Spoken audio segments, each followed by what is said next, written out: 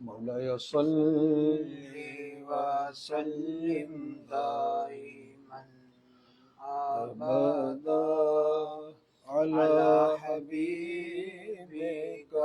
خير الخلق كلهم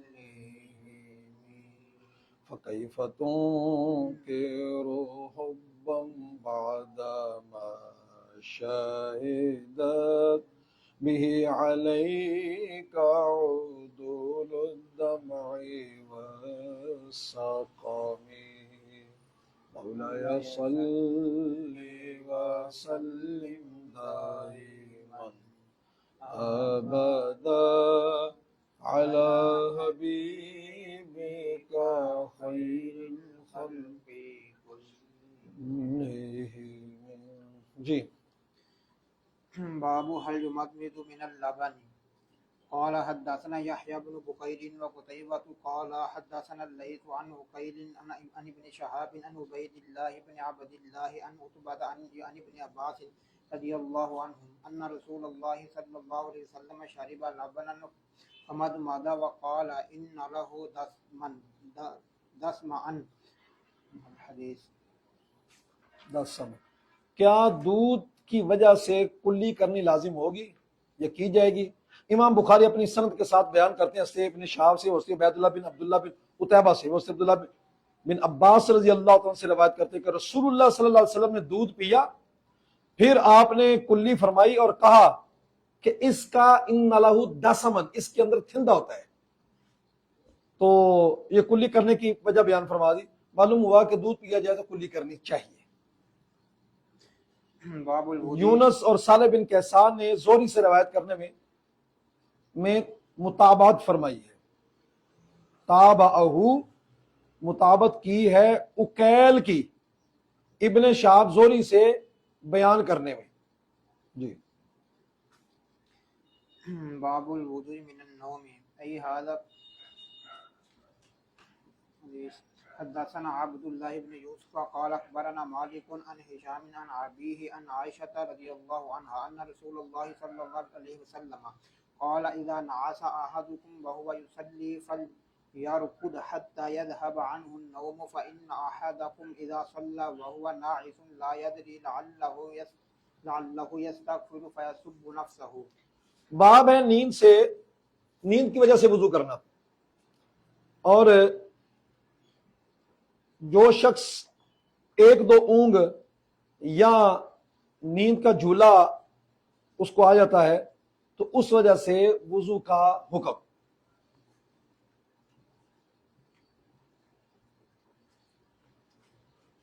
امام بخاری اپنی سند کے ساتھ بیان کرتے ہیں کہ ام المومن سیدہ عائشہ رضی اللہ تعالی عنہا سے روایت ہے کہ رسول اللہ صلی اللہ علیہ وسلم نے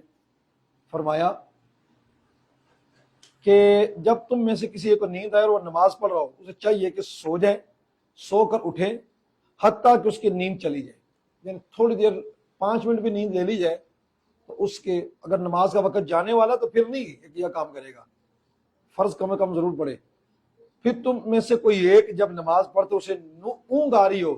اور وہ نہیں جانتا، تو ہو سکتا ہے کہ وہ استغفار کرتا ہو اور استغفار میں اپنے لیے دعا مانگنی ہے تو گالیاں دے رہا ہو خود کو، تو اس واسطے پہلے اونگ جو ہے نا وہ لے لی جائے، اور اونگ سے وضو نہیں ٹوٹتا جب تک بندے کے اعضاء استرخاء مفاصل سے بولتے ہیں، اعضاء ڈھیلے نہ پڑ جائیں اور ٹیک لگ جائے گی تو استرخاء مفاصل ہو جائے گا۔ رکوع سجدے کی کیفیت میں اگر سو جاتا ہے تو اس سے وضو نہیں ٹوٹے گا۔ استرخاء مفاصل میں ہوتا ہے ٹیک لگ جائے یا سہارا لے لیا جائے کہ اگر اس سہارے کو ہٹایا جائے تو یہ نیچے گر جائے، تو اس صورت میں استرخاء مفاصل ہوتا ہے۔ جی حدثنا ابو معمر قال حدثنا عبد الوارث قال حدثنا ایوب عن ابي قلابة عن انس رضي الله عنه عن النبي صلى الله عليه وسلم قال اذا نعس احدكم في الصلاة فلينم حتى يعلم ما. امام بخاری اپنی سند کے ساتھ بیان کرتے ہیں ابو قلابہ سے اور انس بن مالک سے نبی پاک صلی اللہ علیہ وسلم سے روایت کرتے ہیں، فرماتے ہیں جب تم میں سے کسی ایک کو اونگ آ رہی ہو چاہیے کہ وہ سو جائے حتیٰ کہ جان لے وہ کیا پڑھ رہا ہے۔ جی ایک قول یہ کہ مطلقاً نیند سے وضو نہیں ٹوٹتا، چاہے ٹیک لگائے یا نہ لگائے۔ ایک قول یہ ہے کہ مطلق نیند جو ہوتی ہے وہ وضو کو توڑ دیتی ہے چاہے اونگ گئے، اور احناف کا یہ موقف ہے استرخاء مفاصل پاؤ ٹیک لگے اس صورت میں، اور اگر بندے کو اونگ آ رہی ہے اور پاس بیٹھے بندے کی بات سن رہے، ٹیک لگی بھی ہے بات سن رہے، اس کا مطلب یہ ہے کہ ابھی یہ جاگ رہے۔ لیکن اگر اس کو یہ ہوتا ہے کہ زیادہ باتیں نہیں سنتا، کچھ سن لیتا ہے، تو اس اعتبار سے اس کی نیند غالب مانی جائے گی اور اس کے اوپر وضو ٹوٹنے کا حکم ہوگا۔ جی باب الوضوء من غیر حدث حدثنا محمد بن یوسف قال حدثنا سفیان عن عمرو بن عامر قال سمعت انس رضی اللہ عنہ قال وحدثنا مسدد قال حدثنا يحيى عن سفیان قال حدثنا عمرو بن عامر عن انس قال كان النبي صلى الله عليه وسلم يتوضا عند كل صلاه قلت كيف كنتم تصنعون قال يجزئ احدنا الوضوء ما لم يحدث۔ باب ہے وضو پر وضو، یعنی بغیر وضو ٹوٹے وضو کرنے کا حکم کیا ہے؟ پانی ضائع کرنا تو نہیں ہوگا؟ نہیں۔ امام بخاری اپنی سند کے ساتھ بیان فرماتے ہیں انس بن مالک سے کہ نبی پاک صلی اللہ علیہ وسلم آپ ہر نماز کے وقت وضو فرماتے تھے۔ میں نے کہا وہ کیسے تم تصنعون، میں نے کہا کیسے تم یہ کام کرتے تھے؟ تو انہوں نے کہا ہم میں سے کسی ایک کو کفایت کر جاتا وضو کب تک ما لم یحدث، یعنی تمہارا معمول کیا تھا؟ ہمارا معمول یہ تھا کہ جب تک وضو ٹوٹنا نہیں تھا وضو کرتے نہیں تھے، اکثر یہی ہوتا تھا۔ لیکن نبی پاک صلی اللہ علیہ وسلم ہر نماز کے لیے الگ سے وضو فرماتے تھے۔ حضور کا اکثری معمول تازہ وضو کرنا تھا۔ کبھی بعض روایتیں آگے آ رہی ہیں تو اس کے اندر اگر ایسا ہوتا تھا ایک نماز سے دوسری نماز تو وہ کبھی کبھار ہوتا تھا بیان جواز کے لیے۔ جی قال حدثنا خالد بن مخلد قال حدثنا سليمان قال حدثنا يحيى بن سعيد قال اخبرني بشير بن يسار قال بشير بن يسار قال اخبرني سويد بن النعمان قال خرجنا مع رسول الله صلى الله عليه وسلم عام خيبر حتى اذا كنا بالصحباء صلى لنا رسول الله صلى الله عليه وسلم العصر فلما صلى دعا بالأطعمة فلم يؤت الا بالسويق فأكلنا وشربنا ثم قام النبي صلى الله عليه وسلم إلى المغرب فمضمض ثم صلى لنا المغرب ولم يتوضأ۔ یہ حدیث آگے جس میں وضو نہیں کیا گیا، امام بخاری اپنی سند کے ساتھ بیان کرتے ہیں کہ ہم رسول اللہ صلی اللہ علیہ وسلم کے ساتھ، سوید بن نعمان کہتے ہیں ہم رسول اللہ صلی اللہ علیہ وسلم کے ساتھ خیبر کے سال نکلے، حتیٰ کہ جب مقام صحابہ میں پہنچے ہمیں رسول اللہ صلی اللہ علیہ وسلم نے عصر کی نماز پڑھائی۔ جب نماز پڑھ لی تو آپ نے کھانا کے لیے دعوت پیش کر دی، تو کھانا جو ہے وہ سوائے گھی ستو کے کچھ نہیں آیا۔ ہم نے کھایا اور پیا، پھر نبی پاک صلی اللہ علیہ وسلم مغرب کی نماز کے لیے کھڑے ہوئے، صرف کلی فرمائی ہے ہمیں مغرب کی نماز پڑھائی اور حضور نے وضو نہیں فرمایا۔ جی من القبائر الا يستتر من بوله قال حدثنا عثمان قال حدثنا جرير عن منصور عن مجاهد عن ابن عباس قال مر النبي صلى الله عليه وسلم بحائط من حيطان المدينة أو مكة فسمع صوت إنسانين يعذبان في قبورهما فقال النبي صلى الله عليه وسلم يعذبان وما يعذبان في كبير ثم قال بلى كان أحدهما لا يستتير من بوله وكان الآخر يمشي بالنميمة ثم دعا بجريدة فكسرها كسرتين فبدا على كل قبر منهما كسرة فقيل له يا رسول الله لما فعلت هذا قال صلى الله عليه وسلم لعله أن يخفف عنهما ما لم ييبسا او الى ان ييبسا۔ امام بخاری اپنی باب بیان فرماتے ہیں کہ کبیرہ گناہوں سے ہے کہ بندہ اپنے پیشاب کی چھینٹوں سے نہ بچے۔ امام بخاری اپنی سند کے ساتھ بیان کرتے ہیں کہ حضرت عبداللہ بن عباس رضی اللہ تعالیٰ سے روایت ماتے ہیں نبی پاک صلی اللہ علیہ وسلم مدینہ پاک کے باغوں میں سے کسی باغ کے پاس سے گزرے یا مکہ پاک کے باغوں میں سے کسی پاس گزرے، یا راوی کو شک ہے، دو انسانوں کی آواز کو سنا۔ یہ اصل دوسری روایتوں سے ثابت ہوتا ہے کہ وہ مدینہ پاک کے اور انصار صحابہ کی قبریں تھی پرانی۔ دو انسانوں کی آواز کو سنا جن کو قبروں کے اندر عذاب ہو رہا تھا۔ نبی پاک صلی اللہ علیہ وسلم آپ نے فرمایا کہ ان دونوں کو عذاب ہو رہا ہے، غیب کی خبر دے دی، شرعی حکم میں نہیں، اس کے ساتھ شریعت کا حکم متعلق نہیں، تکوینی امور کے اندر جو خدائی نظام ہے اس کے اندر حضور نے خبر دے دی کہ ان دو قبر والوں کا عذاب ہو رہا ہے، اور فرمایا وما يعذبان فی کبیر، کہ کسی بڑے کام میں عذاب نہیں ہو رہا۔ ایک اس کا اعتراض ہوتا ہے نا کہ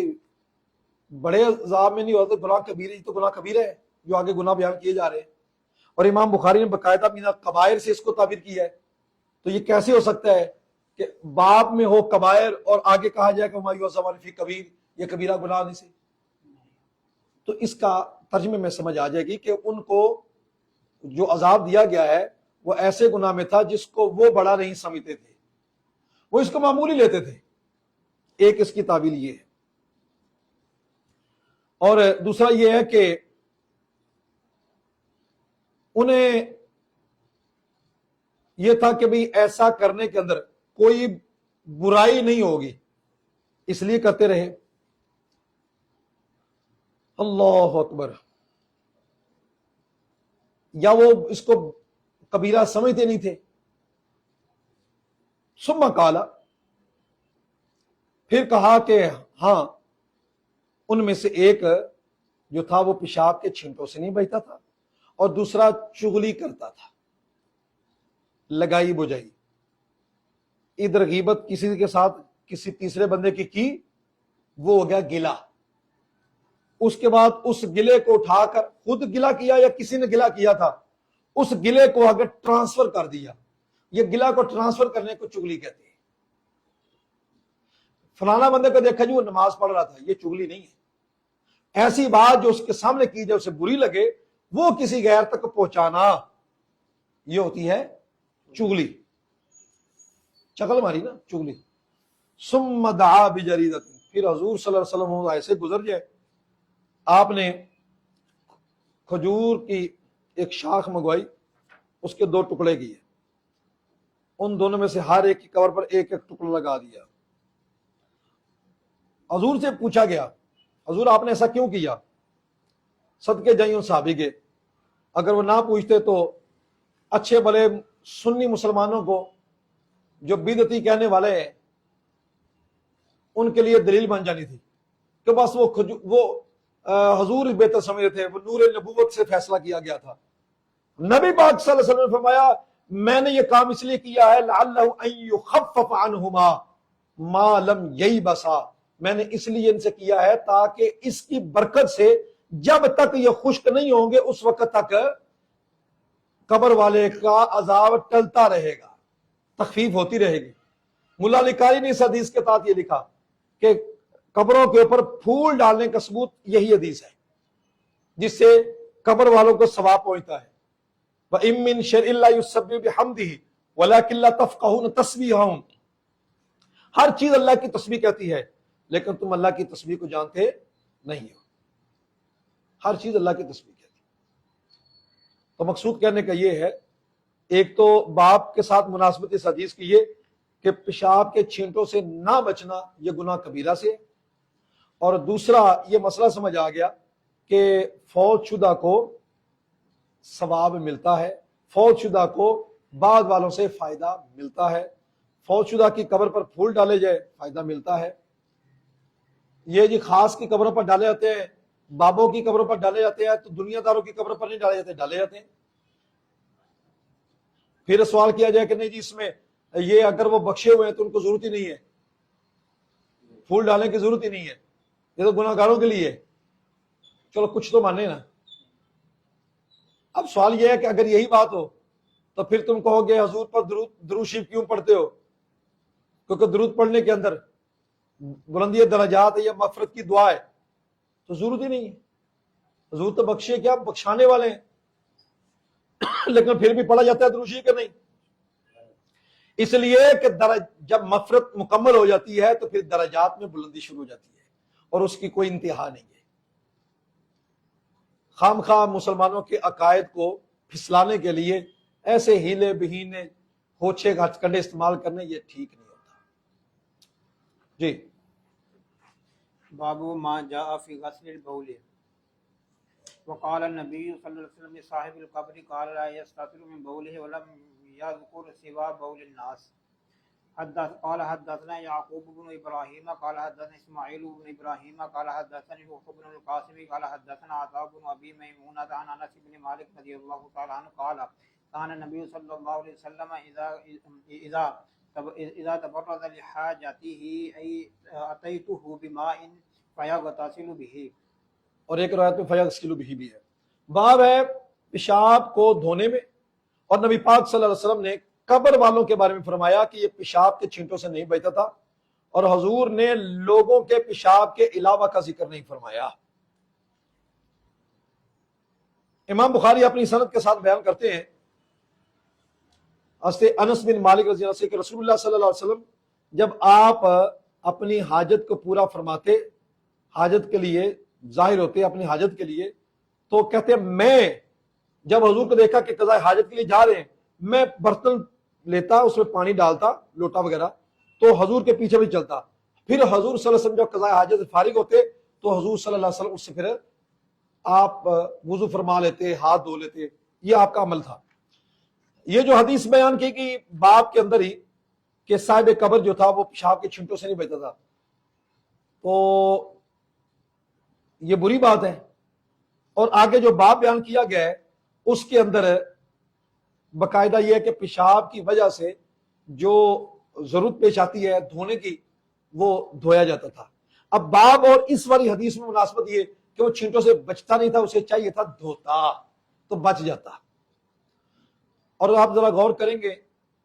یہ دونوں آگے بھی یہ بات دوبارہ پھر آ رہی ہے، اگلا بات پڑھ لینا. باب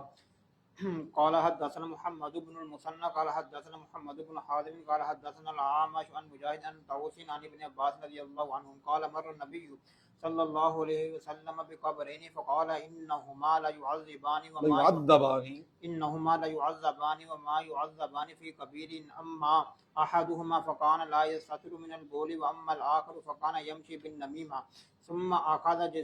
جريدة رطبة فشقاها نصفين فغرز في كل قبر واحدة. قالوا يا رسول الله صلى الله عليه وسلم لما فعلت هذا؟ قال لعله يخفف عنهما ما لم ييبسا. امام بخاری نے یہ باب باندھا جس باب کو عنوان نہ قائم کیا جائے، اس کا مطلب اس کا عنوان بھی پہلے والے باب کے ساتھ ہی ہے. اور مزید ایک فائدہ ہوگا، اس میں پیشاب کو دھونے کے والے سے ذکر تھا، اس کے اندر مزید فائدہ یہ کبھی اس کو گاڑا گیا اور قبر والوں کو اس کا فائدہ پہنچا. آپ ذرا غور کریں گے اس حدیث پاک میں کہ جو پیشاب کرنے والا ہے وہ بھی سامنے تو کسی کا آ کر پیشاب تو نہیں کرتا، بااخلاق لوگ ہیں. پھر جو بندہ چغلی کرتا ہے وہ بھی 10 بندوں کو بلا کر چغلی نہیں کر رہا تھا، دونوں کام چھپ کر کرنے والے تھے. اور رسول اللہ صلی اللہ علیہ وسلم نے قبر والے کے جو عذاب کی وجہ بیان کی، 2 چھپے ہوئے کاموں کو بیان کیا ہے. آپ اندازہ کر لیں رسول اللہ صلی اللہ علیہ وسلم اگر اتنے چھپے کاموں کو جانتے ہیں تو مسلمان کے کس قدر عیبوں کو جانتے ہوں گے. یہ تو پردہ ڈالا ہوا ہے، ان کی مہربانی ہے، ورنہ پتہ نہیں کیا کیا پردہ کھول کے رکھ دے. تو رسول اللہ صلی اللہ علیہ وسلم نے اگر اس قدر جانتے ہیں تو یہ حضور کی مہربانی ہے کہ آپ نے یہ پردے فرمائے ہوئے. اور پھر حضور اللہ صلی اللہ علیہ وسلم قبر سے ویسے گزر نہیں گئے، اور رحمت للعالمین، اور قبر سے ایسے گزر گئے آپ نے وہاں پر ان کا مسئلہ حل کر کے پھر گئے. جو آپ دنیا میں ہیں تو جو چلے گئے ہیں آپ ان کے لیے مشکل کشا، اس سے بڑی مشکل کون سی ہے جو رسول اللہ صلی اللہ علیہ وسلم نے ختم فرما دی. پھر وہ دیوار نہیں سمجھ آ سکتی جو دیوار دارالعلوم دیوبند میں موجود ہے کہ حضور نے فرمایا کہ مجھے دیوار کے پیچھے کا علم نہیں ہے. اور پھر یہ اس کے اوپر جو روایت بیان کی تھی لا عالم وراء جداری، میں اپنے دیوار کے پیچھے کا علم نہیں جانتا، تو ملا علی قاری اس بارے میں لکھا ہوا ہے لا اصل لہ، اس حدیث کی اصل ہی کوئی نہیں. محدث سہارنپوری مشکات کے حاشیے میں مرکات کے والے سے حدیث کو لے آئے، لیکن اس حدیث کی اصل ہی کوئی نہیں. ملا علی قاری نے، وہ بھی مرکات کے مصنف ہیں، انہوں نے موضوعات کبریٰ کے اندر باقاعدہ یہ کہا ہے کہ اس حدیث کی اصل ہی کوئی نہیں ہے. اس واسطے نبی پاک صلی اللہ علیہ وسلم اگر قبر کے اندر کے حالات جان رہے ہیں، برزخی، آپ قبر کو نہ دیکھیں، آپ دیکھیں وہ دوسرا جہان ہے، تو رسول اللہ صلی اللہ علیہ وسلم یہاں بیٹھے ہوئے دوسرے جہاں کی خبر دے رہے ہیں. دوسرے جہاں کے مسئلے کو حل فرما رہے ہیں، غیب کی خبر بھی ہے، مشکل کشائی بھی ہے، حاضر تو حضور ادھر ہے، حاضر ناظر تو اس مجلس میں ہے، اور رسول اللہ صلی اللہ علیہ وسلم اس مجلس میں بھی ہے۔ تو رسول اللہ صلی اللہ علیہ وسلم کا ایک وقت میں دو جہانوں میں ہونا ثابت ہو رہا ہے، برزخ کے اندر بھی اور ادھر بھی۔ پھر برزخ میں ہونا ثابت نہیں ہو رہا، صرف ثابت نہیں ہو رہا، وہاں مسئلہ کا حل کرنا پایا جا رہا ہے۔ یہ کہتے ہیں جی یہ حضور کی تصویر دکھائی جائے گی قبر میں، ما کنت تقول فی ھذا الرجل میں، بھئی تصویر دکھانے وہاں ھذا اس میں اشارہ ہے، مقصود مبصر کے لیے ہوتا ہے، تو صرف تصویر کے لیے اتحاذ ہی آتا۔ باقی یہ حدیث اس کی مزید تائید کرتی ہے کہ قبر کے اندر رسول اللہ صلی اللہ علیہ وسلم آپ جس کی چاہے مہربانی فرما دے، جس کو چاہے، کبھی یہ ہمارے بارے میں یوں کہتا تھا، ہمارے کابرین اللہ تعالیٰ ان کی قبروں پر رحمت فرمائے، سب سے اولا والا ہمارا نبی ہمیں سبق پڑھاتے گئے، سید و سرور محمد نور جاں محمد سید القونین والثقلین، یہ سارے عقیدے ہمارے بڑے ہم کو بتا کر گئے، جن کے بڑوں نے یہ بتایا کہ نبی جیسا اور بھی ہو سکتا ہے، معاذ اللہ نبی کو دیوار کے پیچھے کے علم خیال آ جائے نماز کا، نماز کے اندر وہ گدے بیل سے بدتر ہے، وہ اپنے یہاں کا اپنے بڑوں کی قبروں پر جوتے مارے، ان کو بھی ہم ایسے گندا عقیدہ دے کر گئے۔ ہم تو شکر کرتے ہیں اللہ تعالیٰ نے ہمارے اکابرین ایسے دیے جو پر نور تھے، عقیدہ نور والا دے کے گئے، اور یہ عقیدہ یہ ایک حدیث سے ثابت ہو رہا ہے، حضور کا علم غیب بھی، حاضر ناظر ہونا بھی، مشکل کشا ہونا بھی، پھر حضور کو اتنا اختیار تو دیا گیا ہے نا، یہ وہاں کو جبریل امین تو نہیں آئے، وہیں کھڑے ہو گئے، وہیں مسئلہ حل کر کے چلے گئے۔ تو اسی کو مختار کل کہتے ہیں کہ جہاں چاہے اپنا اختیار استعمال کر سکے۔ ایک ہی حدیث سے حضور کا مختار ہونا، علم غیب ہونا، حاضر و ناظر ہونا، مشکل کشا ہونا، یہی ثابت ہو رہا ہے۔ جی آنکھ پر جو نا اینک وہ محبت والی لگانی چاہیے۔ باب ترک النبی صلی اللہ علیہ وسلم والناس العرابی حتی فرغ من بولہ باب ہے نبی پاک صلی اللہ علیہ وسلم کا اور لوگوں کا اعرابی کو، بدوی کو چھوڑ دینا، پیشاب کرنے بیٹھا تھا، حتیٰ کہ وہ پیشاب سے فارغ ہو گیا، مسجد میں پیشاب کر رہا تھا، فارغ ہو گیا مسجد میں پیشاب کرتے ہوئے، حضور نے بھی چھوڑ دیا، لوگوں نے بھی چھوڑ دیا۔ آگے قال حدثنا موسى بن اسماعيل قال حدثنا حمام قال اخبرني اسحاق عن انس بن مالك ان النبي صلى الله عليه وسلم راى اعرابيا يبول في المسجد فقال دعوه حتى اذا فرغ دعا بماء فصبه عليه۔ باب امام بخاری اپنی سند کے ساتھ بیان کرتے ہیں، انس بن مالک رضی اللہ عنہ کہ نبی پاک صلی اللہ علیہ وسلم نے ایک اعرابی بدوی کو دیکھا، مسجد میں پیشاب شروع کر دیا، اس نے، صحابہ دوڑے، آگے روایت میں آتا ہے اور ابو داؤد کی روایت میں صحابہ دوڑے، فرمایا دعوه، ٹھہر جاؤ چھوڑ دو اسے، حتیٰ کہ یہ فارغ ہو جائے۔ پھر حضور نے ڈول منگوایا، پانی منگوایا، اس کے اوپر خود اس کے اوپر ڈیلا۔ ایک تو یہ بات سمجھ آ گئی کہ نبی پاک صلی اللہ علیہ وسلم جس عمل کو چھوڑے، صحابہ اس عمل کو دیکھ کر چھوڑ دیتے تھے۔ حضور کے جو حدیث تقریری ہے اس کا ثبوت اس سے ہو رہا ہے۔ دوسری بات، مسجد کے اندر پیشاب کرنا منع ہے، تو اس اب بدوی کو پیشاب آیا، اس نے شروع کر دیا، تو رسول اللہ صلی اللہ علیہ وسلم نے اس والے سے اس کے پیشاب کو رکوایا نہیں، پیشاب جو اگر آتا ہے اس کو کرتا ہے تو کرنے دو، اسے پتا ہوتا تو کرتا، بلا لا علمی میں اگر کوئی بندہ کام کرتا ہے تو اس کا وہ گناہ نہیں ہوتا، اس لیے بعد میں حضور نے بلا کر سمجھایا۔ ٹھیک ہے۔ تیسری بات یہ سمجھ آتی ہے کہ اگر کوئی بندہ پیشاب شروع کر دیتا ہے تو اس کے پیشاب کو روکنے کا کوئی سبب نہیں بنانا چاہیے۔ جس طرح باہر کو پیشاب کر رہا ہوتا ہے تو پیچھے سے اوباش قسم کے لوگ اس کو پتھر وغیرہ اس طرح کی چیزیں مارنے شروع کر دیتے ہیں، نہیں، پیشاب اس جگہ پر کرنا منع ہے، مسجد سے بڑھ کر کون سی منع ہوگی جگہ، پیشاب جو کر رہا ہے اس کو کرنے دو۔ پھر ہماری مسجدوں کے اندر جماعت کا ٹائم ہوتا ہے، 15 منٹ چونکہ ٹائم ہوتا ہے بڑا مختصر سا، تو ایک بندہ واش روم گیا ہے، اب واش روم ایسی چیز نہیں ہے جہاں بڑا کوئی خوبصورت ماحول ہو وہاں پر بندہ بیٹھ سکے، ضرورت کے تحت بندہ جاتا ہے، واش روم کرنے کے اندر بندہ گیا، پیچھے آواز ہے کسنی، ٹھک ٹھک ٹھک دروازے کو دستک دینی، کیا مطلب، روک کے تو باہر نکل، اور تو کوئی وجہ نہیں ہے۔ ایک دو بندوں کو میں نے کہا بھی ایسا نہیں کرنا چاہیے، یہ منع ہے، حدیث پاک میں سے منع کا حکم دیا گیا۔ کہتا یہ حضرت صاحب وہ یہ ویسے اندر بیٹھے رہتے، میں نے کہا بھی آپ مجھے ویسے 5 منٹ بیٹھ کر بتا دیں، غلط بات ہے، تو یہ غلط، ایسا طریقہ غلط ہے۔ آئیں، پیشاب آیا تو انتظار کر لے، جب پہلا بندہ فارغ ہوگا پھر بااخلاق قوم ایسی حرکتیں نہیں کرتی کہ اندر پیشاب بندہ کر رہا، پیچھے دروازے کو دستک دی جا رہی ہو اور آوازیں کسی جا رہی ہو، جلدی کرو جی بھائی، وہ اس کے اندر جتنی کمپیسٹی ہے، ہمت لگا رہے، اس کے اوپر کہہ رہے چھتی کرو جی، چھتی کرو، یہ جماعت جا رہی ہے۔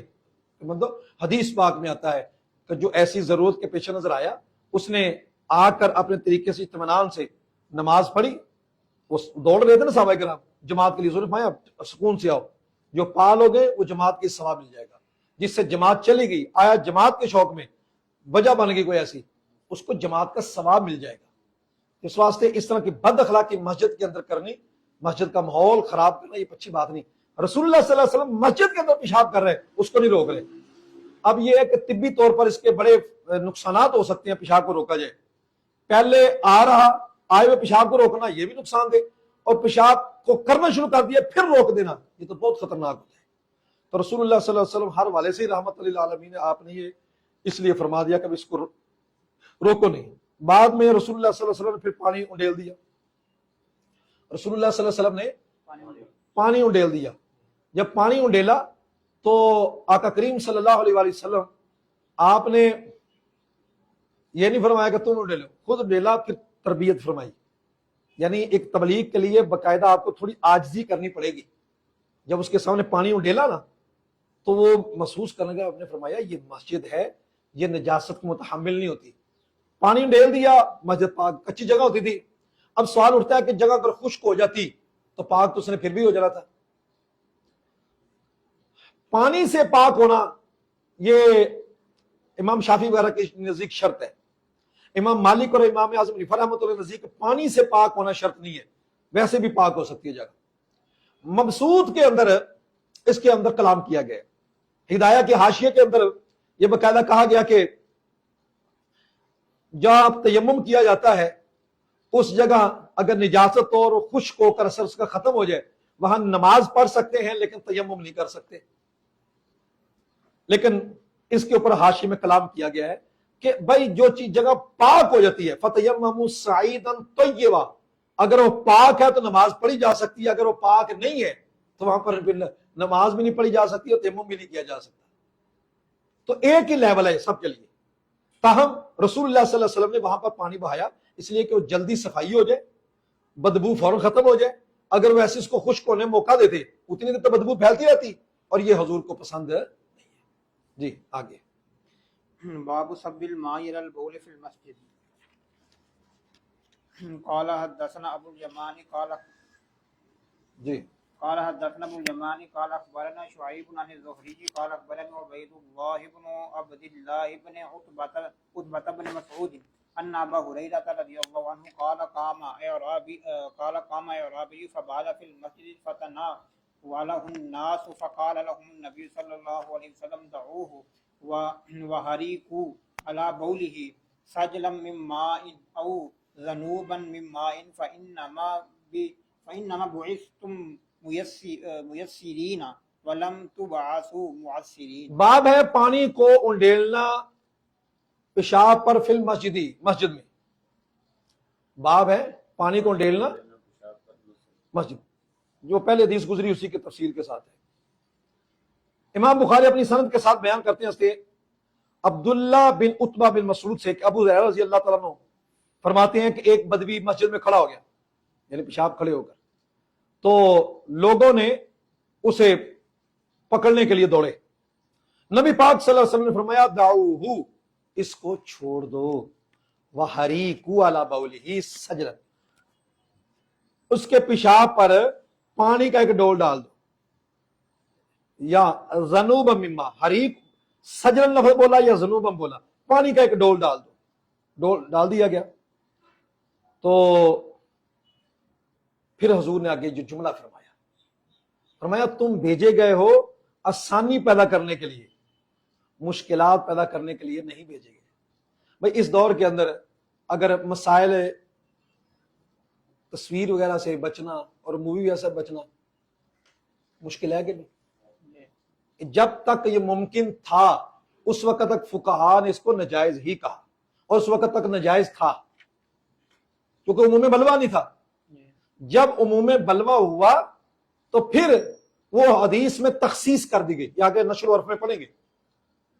کہ جب نص موجود ہو تو نص کو عرف کے مقابلے میں ختم نہیں کیا جاتا،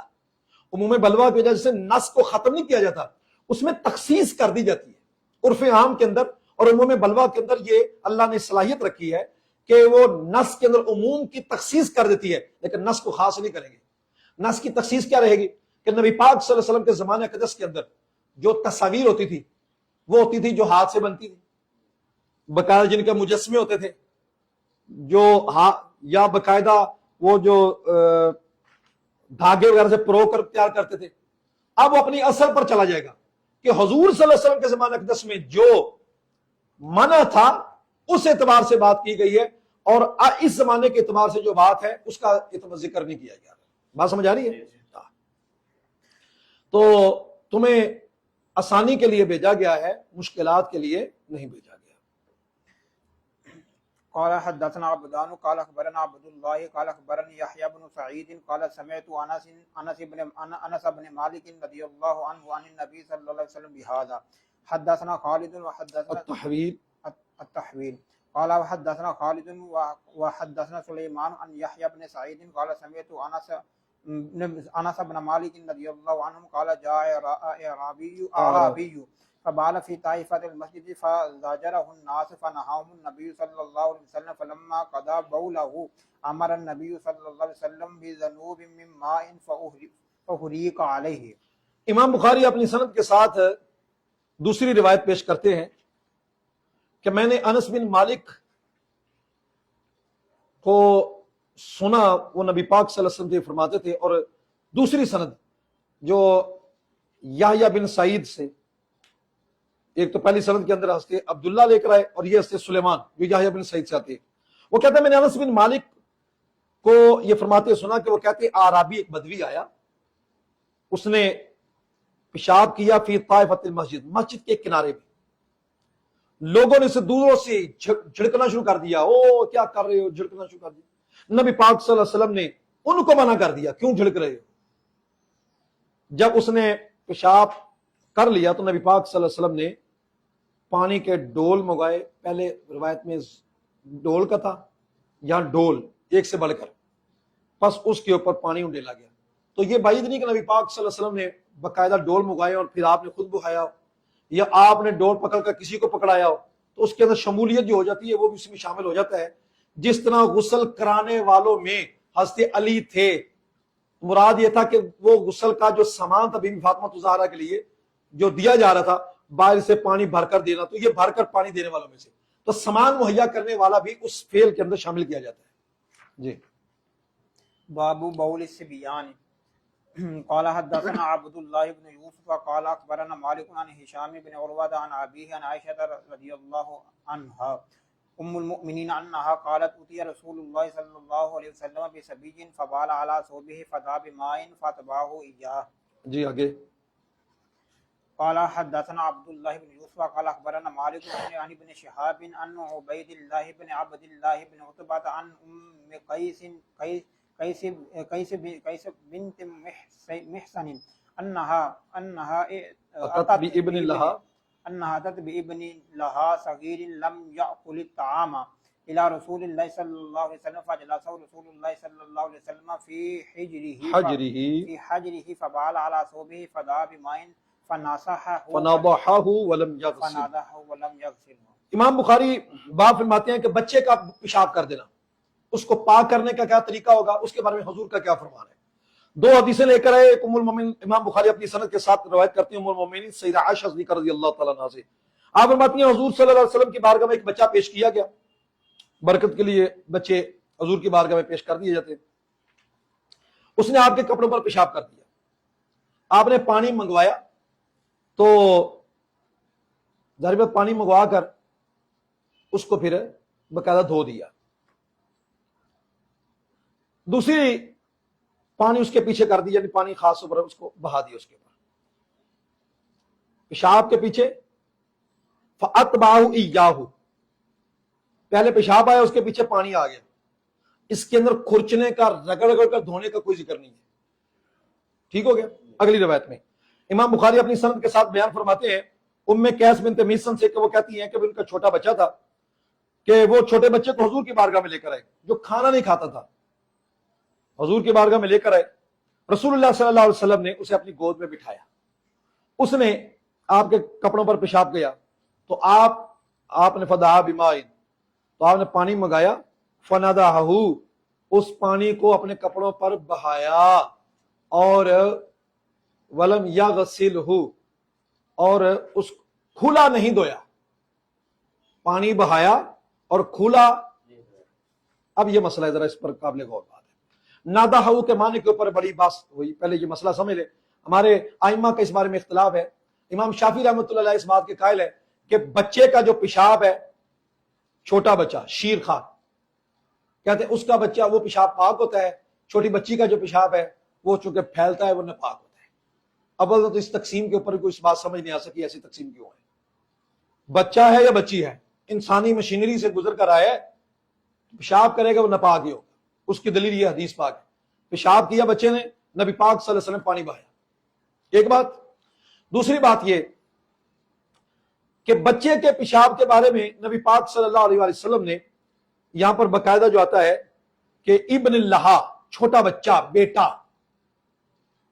لڑکا جو پیشاب کرتا ہے ظاہری بات ہے اس کا جو پیشاب کا معاملہ ہے وہ ایک ہی جگہ ہوگا، اس میں پھیلاؤ نہیں ہوتا، وہ ایک ہی جہت میں پیشاب کرتا ہے،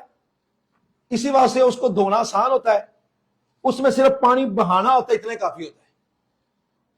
یہ بات سمجھ آ گئی؟ بچی کے پیشاب کے اندر چونکہ پھیلاؤ ہوتا ہے اور اس پھیلاؤ کی وجہ سے وہ ادھر سے بھی دھونا ہوتا ہے، ادھر سے دھونا، اس لیے اس میں کھلا دھونا ہوتا ہے، مطلقاً دھونا ہوتا ہے۔ اب حدیث پاک میں جو لفظ ہے نادحہ، کیا لفظ ہے؟ نادحہ۔ نادحہ کا مطلب یہ ہوتا ہے کہ چھڑکنا بھی آتا ہے۔ اب چھڑکنا تو نہیں مطلب ہے، چھڑکنے سے مزید نجاست اور پھیلے گی، اگر تو اسے دھویا جا رہا ہے نجاست کی وجہ سے تو چھڑکنے سے مزید نجاست پھیلے گی۔ تو نادحہ کا جو معنی کیا ہے محدثین نے، اور نادحہ کا معنی جو لغت کے اندر جو آتا ہے وہ یہی آتا ہے کہ ایک جہت سے دھونا۔ اور میں نے آپ کو وجہ بتائی کہ لڑکے کا جو پیشاب ہوتا ہے چونکہ اس کی نالی ہوتی ہے تو اس واسطے وہ ایک ہی پوائنٹ پر پیشاب جاتا ہے اس کا، اور وہاں سے دھونا جو ہوتا ہے وہ آسان ہوتا ہے، زیادہ دھونا نہیں ہوتا، اس میں ایک ہی دھونا ہوتا ہے، دھو کر فارغ کر دینا ہوتا ہے۔ علامہ غلام سعود سعیدی صاحب رحمۃ اللہ علیہ نے اس والے سے یہ لکھا کہ بھئی بچے کے پیشاب کو رگڑ رگڑ کر نہیں دھویا جائے گا، جبکہ بچی کے پیشاب کو مل مل کر دھویا جائے گا۔ اور ان کا نادحہ کا معنی یہ ہوتا ہے کہ بغیر مل مل کے دھونا۔ حالانکہ یہ بات آپ ذرا غور کریں تو آپ کو سمجھ آ جاتی ہے، مل مل کر اور رگڑ رگڑ کر دھونا وہاں ہوتا ہے جہاں نجاست کپڑے کے اندر سرایت کر جاتی ہے۔ مثلا کپڑے کو پخانا لگ گیا، رگڑ رگڑ کر دھونا پڑے گا، گوبر لگ گیا، رگڑ رگڑ کر دھونا پڑے گا، خون لگ گیا، رگڑ رگڑ کر دھونا پڑے گا، مادہ منویہ لگ گیا، رگڑ رگڑ کر دھونا پڑے گا۔ مل مل کر وہاں دھویا جاتا ہے جہاں نجاست کپڑے میں سرایت کر جائے، اور پھر رگڑ کر اس کو نکالنا مقصود ہوتا ہے۔ دونوں کے اندر پہلے سبا کا لفظ ہے، اس کا مطلب ہے کہ مطلقاً بہا دینا تاکہ ہر جہت سے خود بخود پہنچ جائے، پانی کثیر استعمال ہوا۔ لیکن لڑکے کے چونکہ پوائنٹ ایک ہوتا ہے، اس کے اندر ایک جہت سے اور ایک جہت کو پر پانی بہانے کے لیے لفظ نادحہ کا استعمال کیا گیا۔ ولم یغسلہ ساتھ اس لیے بولا گیا کہ جس طرح سبا کے اندر پانی کو مطلقاً انڈیلا گیا تھا، اس طرح اس میں نہیں انڈیلا گیا، بلکہ اس میں خاص جہت کا لحاظ کرتے ہوئے باقی جہتوں پر نہیں پانی ڈالا گیا، باقی جہتوں کو نہیں دھویا گیا، صرف اسی پوائنٹ کو پکڑ کر دھویا گیا۔ جس طرح ہمارے عرف پر عام لوگ یہ سمجھتے ہیں کہ بچہ رات کو پیشاب کرتے، صبح کہتے سردیوں میں جی ہمیں رات کو غسل کرنا پڑا۔ غسل کیوں کرنا پڑا؟ کوئی جنبی ہو گئے تھے؟ نہیں، وہ ساتھ بچہ لیٹا تھا، اس نے پیشاب کر دیا۔ بھئی بچے نے پیشاب کیا تھا تو پھر اتنی جگہ دھو دیتا، اگر ٹانگ گلی ہو اتنی ٹانگ دھو لیتا، بس کافی دیتا۔ اچھا جی سارا بدن نہیں دھونا ہوتا؟ او بھائی نہیں، بچہ پیشاب کر رہے جتنی جگہ لگی ہے اتنی اسی کو دھونا ہوتا ہے۔ ہم یہ مسئلہ بتاتے ہیں نا لوگوں کو۔ اسی طرح بچی کا پیشاب میں چونکہ پھیلاؤ ہوتا ہے، اس لیے کہا گیا کہ وہاں پر مطلقاً دھونا ہے، اور بچے کے پیشاب میں پھیلاؤ نہیں ہوتا تو کہا گیا باقی جہتوں کو نہیں دھونا، صرف ایک خاص پوائنٹ اسی کو پکڑ کر دھونا ہے۔ اور یہ بھی مسئلہ یاد رکھے، حاشا تحتاوی علی المراقی کے اندر لکھا ہوا ہے یہ جو 3 مرتبہ دھو کر 3 مرتبہ نچوڑنے کی بات ہے، اس حدیث میں تو نہیں ہے کہ 3 مرتبہ دھویا گیا 3 مرتبہ نچوڑا گیا، یہ تمہاری فقہ حنفی میں لکھا ہے، تو کب فقہ حنفی میں جو لکھا ہے وہ درست لکھا ہے، اس کو سمجھو۔ حاشا تحتاوی میں لکھا ہے اذا لم یکن موسوسا، جب بندہ موسوس نہ ہو، وسوسے والا نہ ہو، تو پھر اس کو 1 مرتبہ دھونا ہی کافی ہوتا ہے، جس طرح ایسا کیا گیا۔ ظاہری بات ہے نبی پاک صلی اللہ علیہ وسلم موسوس نہیں تھے، اور جو بندہ یوسوس، جب جس بندے کو وسوسہ آتا ہو تو اس کے لیے حکم ہے کہ 3 مرتبہ دھوئے 3 مرتبہ نچوڑے۔ عام بندوں چونکہ مزاج ہوتا ہی ہے صفائی ستھرائی کے لیے کہ 3 مرتبہ دھویا یا 3 مرتبہ نچوڑا جائے کپڑے کے والے سے، اور اس شک کی اور اس وسوسے کی دلیل وہ حدیث پاک ہے کہ جس میں آیا کہ جب کوئی بندہ صبح اٹھے تو اس وقت اٹھ کر کیا کرے، اپنے ہاتھوں کو دھوئے۔ کتنی مرتبہ جی؟ 3 مرتبہ۔ اینا باتت یدہ، کیا پتا ہاتھ اس کے ہاتھ نے رات کہاں گزاری، 3 مرتبہ دھونے کا ذکر ہے، تو وہاں پر 3 مرتبہ دھونے کا جو ذکر ہے اس کا مقصد یہی تھا تاکہ یہ بات واضح ہو جائے کہ بھئی 3 مرتبہ جو دھونا ہے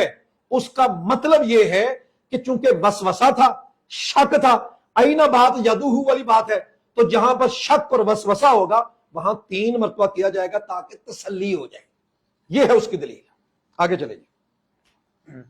باب البول قائما وقاعدا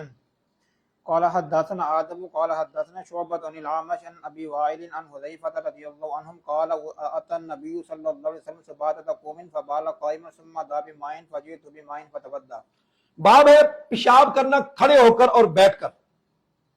امام بخاری اپنی سند کے ساتھ حدیث حذیفہ سے بیان کرتے ہیں کہ نبی پاک صلی اللہ علیہ وسلم قوم کے ڈھیر کے پاس آئے، آپ نے پیشاب فرمایا کھڑے ہو کر، پھر آپ نے پانی منگوایا، پھر وضو فرمایا۔ ام المومنین سیدہ عائشہ رضی اللہ تعالیٰ کی روایت ہے، آپ فرماتی ہے جو تم سے کہے کہ حضور صلی اللہ علیہ وسلم کھڑے ہو کر پیشاب کرتے تھے تم نے اس کی بات نہیں ماننی۔ نبی پاک صلی اللہ علیہ وسلم ہمیشہ بیٹھ کر ہی پیشاب فرماتے تھے۔ تو اب اس روایت کا کیا کریں گے؟ وہی اصول تطبیق، پہلے دونوں میں تطبیق دیں گے، تطبیق ممکن نہ ہو تو پھر نسخ کو تلاش کریں گے، نسخ نہ ہو تو پھر راجح مرجوح کی طرف جائیں گے۔ تطبیق ممکن ہے چونکہ سیدہ ام المومنین عائشہ رضی اللہ تعالیٰ عنہا نے جو بھی عمل دیکھا حضور کا گھر میں دیکھا، گھر میں حضور کا مقبول مبارک بیٹھ کر ہی پیشاب کرنے کا تھا، ایک بات۔ اور یہ رسول اللہ صلی اللہ علیہ وسلم نے جو عمل فرمایا اس کی یا تو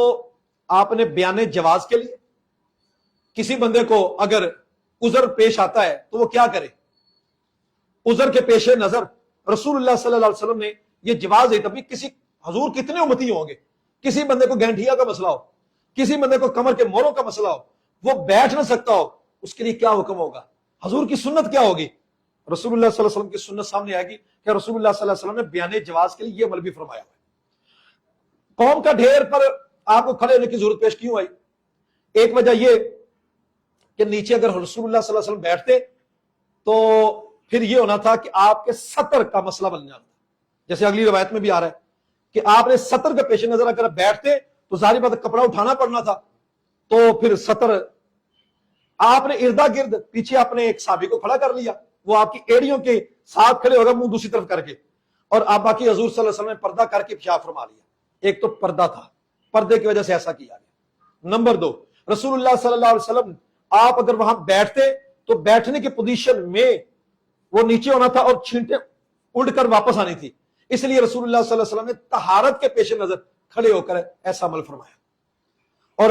بعض روایتوں میں یہ بھی آتا ہے کہ رسول اللہ صلی اللہ علیہ وسلم کی کمر مبارک میں وجع کا لفظ آتا ہے کہ درد تھی، اس درد کے آرام کے لیے یہ ایسا عمل فرمایا، وہی کہ بیان جواز کے لیے، امتیوں کی آسانی کے لیے، کبھی ایسا مسئلہ بن جائے تو اس کا طریقہ کار یہ ہوتا ہے، لیکن اکثر معمول نبی پاک صلی اللہ علیہ وسلم کا بیٹھ کر ہی پیشاب کرنے کا۔ جی۔ باب البول عند صاحبه والتستر بالحائط قال حدثنا عثمان بن ابي شيبه قال حدثنا جرير عن منصور عن ابي وائل عن حذيفه قال رايتني انا والنبي صلى الله عليه وسلم نتماشى فاتى سباتة قوم خلف حائط فقام كما يقوم احدكم فبال فانتبذت منه فاشار الي فجئته فقمت عند عقبه حتى فرغ۔ باب ہے پیشاب کرنا اپنے ساتھی کے پاس اور دیوار کا پردہ لینا، یعنی ساتھی پاس اور پیشاب کر رہا ہے حاجت، تو مقصود یہ ساتھی کو سامنے بٹھا کر نہیں کرنا، پردہ بنانے کے لیے ضرور کے پیش نظر کرنا، جس طرح آگے روایت میں آتا ہے، امام بخاری اپنی سند کے ساتھ بیان کرتے ہیں اس ابو وائل سے، وہ اس حذیفہ سے، کہ میں اور نبی پاک صلی اللہ علیہ وسلم، کہتے مجھے یاد ہے کہ میں اور نبی پاک صلی اللہ علیہ وسلم ہم چل رہے تھے، قوم کا ایک ڈھیر آ گیا، تو دیوار کے پیچھے، قوم کا ڈھیر تھا دیوار کے پیچھے، دیوار سامنے موجود تھی، ادھر لوگ، دیوار سامنے موجود ہے، ادھر ڈھیر ہے، اچھا، فقام، حضور کھڑے ہو گئے، کما یقوم احدکم، جس طرح تم میں سے کوئی ایک کھڑا ہوتا ہے۔ ابن حجر اسقلانی نے فتح الباری کے اندر اس کی ایک تعبیر یہ بھی پیش کی تھی کہ رسول اللہ صلی اللہ علیہ وسلم آپ تھوڑا سا نیچے جھک کر پیشاب کر رہے تھے، کل قائم، کھڑا ہونے والے کی طرح تھے، تو اس روایت میں اس کا باقاعدہ رد آ گیا کہ نہیں، وہ تعبیر درست نہیں بنتی، میں تم میں سے جس طرح ایک باقاعدہ کھڑا ہوتا ہے اس طرح حضور نے کھڑے ہو کر پیشاب فرمایا۔ فن تبست منو، میں اسے ہٹا تو حضور نے مجھے اشارہ کیا الیہ، میری طرف، فجئتو، میں حضور کے پاس آ گیا، فقمت عند عقبہ، میں حضور کی ایڑی کے پاس منہ دوسری طرف کر کے کھڑا ہو گیا، حتیٰ کہ رسول اللہ صلی اللہ علیہ وسلم فارغ ہو گئے۔ کیسے رسول اللہ نے طریقہ بتا دیا کہ پردے کا خاص خیال رکھنا ہے۔ یہی وجہ نا کہ کبھی ایسا مسئلہ بن جائے، پچھلے میں نے عرض کیا تھا کہ اگر پردے کی وجہ سے قبلے کی طرف منہ کرنا پڑتا ہے کر لیا جائے گا، پردے کی وجہ سے اگر کھڑے ہو کر پیشاب کرنا پڑتا ہے تو کر لیا جائے گا، لوگوں کے سامنے اپنا سطر ننگا نہیں کرنا، ادھر قبلہ موجود ہے، ادھر منہ کریں گے لوگ دیکھیں گے، تو کہ جی میں نے قبلے کی طرف منہ نہیں کرنا تو لوگوں کے سامنے منہ کر کے پیشاب کر رہے ہیں، تو پھر یہ درست ہے نہیں ہے، یہ منع ہے جی۔ باب البول عند سباطة قوم قال حدثنا محمد بن أرعرة قال حدثنا شعبة عن منصور عن أبي وائل قال كان أبو موسى الأشعري رضي الله عنه يشدد في البول ويقول إن بني إسرائيل كان إذا صاب ثوب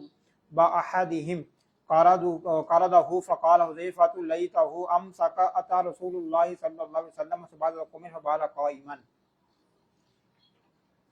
باب ہے اللہ قوم کے ڈھیر کے پاس پیشاب کرنا۔ امام بخاری اپنی سند کے ساتھ بیان کرتے ہیں حضرت ابو وائل سے کہ ابو موسیٰ اشعری رضی اللہ تعالیٰ عنہ پیشاب کے معاملے میں بڑی سختی فرماتے تھے، پیشاب کے معاملے میں احتیاط برتتے تھے، پیشاب کی چھینٹوں سے بچتے تھے، اور کہتے تھے کہ بنی اسرائیل جب ان میں سے کسی ایک کپڑے کو پیشاب کا چھینٹا لگ جاتا تھا، کارزا، اس کو کاٹتا تھا۔ حضرت حذیفہ نے کہا بھئی بات اس سے آگے بھی ہے، اس کی سختی کو روکنے کے لیے فرمایا رسول اللہ صلی اللہ علیہ وسلم قوم کے ڈھیر کے پاس آئے، فبالا، پیشاب کیا کھڑے ہو کر پیشاب جب کیا جائے تو سوئی کے نکے کے برابر چھینٹے واپس آتی ہے۔ یہ ان کا اس والے سے استدلال تھا کہ جو سوئی کے نکے کے برابر چھینٹے واپس آتی ہیں تو اس امت کے اوپر تھوڑی سی نرمی کرنی چاہیے۔ بنی اسرائیل کا معاملہ تھا جہاں کپڑے بھی کاٹے جاتے تھے، کھالیں بھی کاٹی جاتی تھی، تو یہ حضور صلی اللہ علیہ وسلم کی امت پر رحم ہے کہ اگر پیشاب کے چھینٹے وہ جو معمولی ہوتے ہیں، محسوس نہیں ہوتے، وہ معاف کر دیے گئے۔ مولا صلی وسلم دائما ابدا علی حبیبک خیر الخلق کل